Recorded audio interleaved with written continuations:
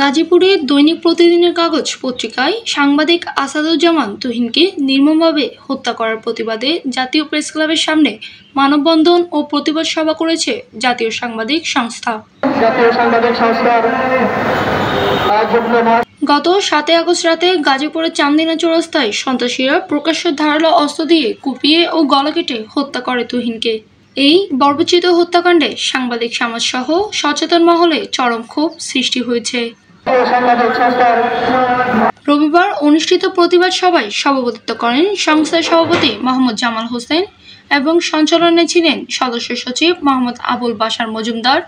প্রধান বক্তা হিসেবে বক্তব্য রাখেন মহাসচিব মোহাম্মদ আলমগীর গনি।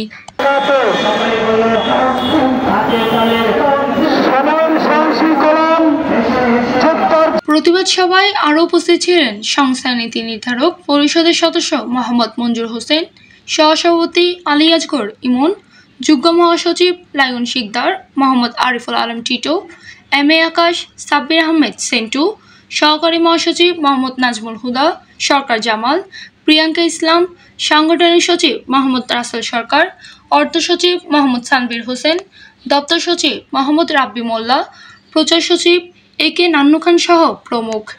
বক্তারা এই ঘটনাকে মুক্ত সাংবাদিকতা ও মত প্রকাশের স্বাধীনতার ওপর ভয়াবহ আঘাত বলে উল্লেখ করেন এবং দ্রুত হত্যাকারীদের গ্রেফতার ও দৃষ্টান্তমূলক শাস্তির দাবি জানান।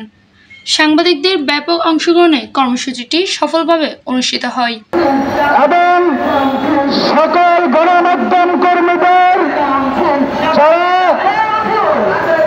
নীতি নির্ধারণে আছেন, আমরা সকলে যদি এক ঐক্য হয়ে হতে না পারি তাহলে আমাদের সাংবাদিকদের বিচার আমরা পাব না আমি মনে করি। আমার অবশেষে জাতীয় সাংবাদিক সংস্থার ব্যানারে এক বাক্য বলতে চাই যে একজন তুহিনকে হত্যা করেছেন, হাজার তুহিন আপনাদের বিরুদ্ধে লিখবে,